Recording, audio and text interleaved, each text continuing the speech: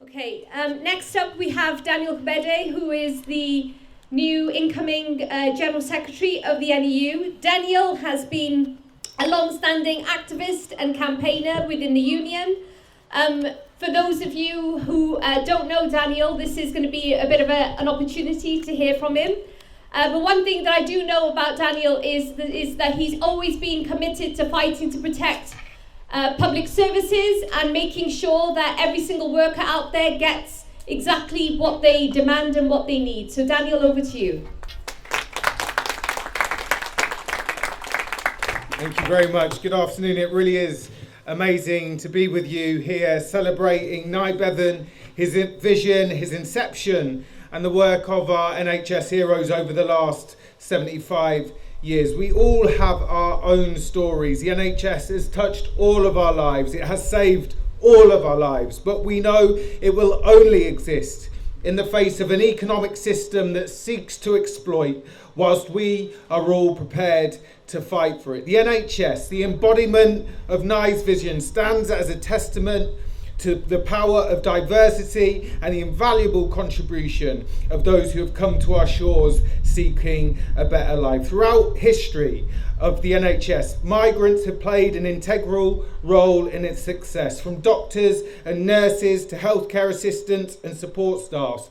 Individuals from all corners of the world have dedicated their skills, expertise and unwavering compassion to the service of others. They have often left their homelands, often sacrificing their own comfort and security to ensure our healthcare system thrives. The NHS was built off the backs of working people, but it was also built off the backs of those migrants who bravely traversed borders and overcame countless obstacles to contribute to the well-being of our society. Their tireless efforts and unwavering dedication has shaped the NHS into the institution that we all hold dear.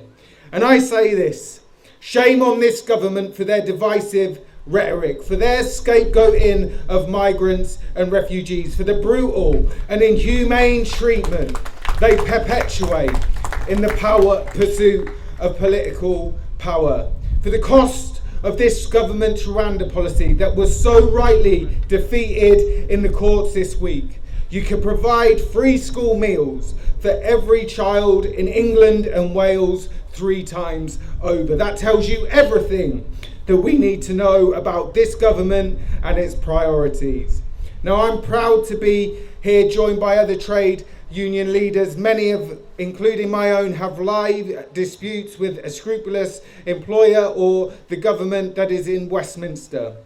The struggles of the NHS and the struggles of our education system are joined. Our hospitals are in crisis, but so are our schools. Both are enduring man-made recruitment and retention crises.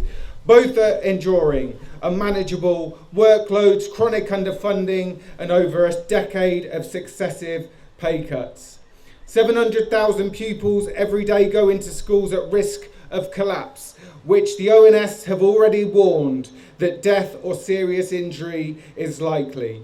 We have 1 million children being educated in classes of 31 or more. 40,000 teachers left the profession last year, and the Westminster government are on target to miss their recruitment target for new teachers by 50% this year. It is no exaggeration to say that our education system as we know it is very much grinding to a halt.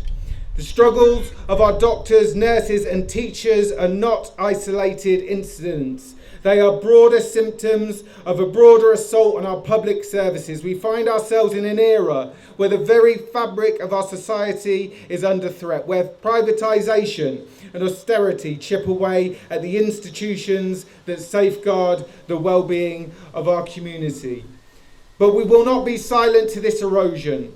We refuse to accept a society where profit is prioritised over people, where the most vulnerable are left to suffer, and where the gap between the haves and the have-nots widens. We must be absolutely unapologetic in our defence of public services, unapologetic in our demands for fair treatment, and unyielding in our commitment to a society that values the well-being and the dignity of all.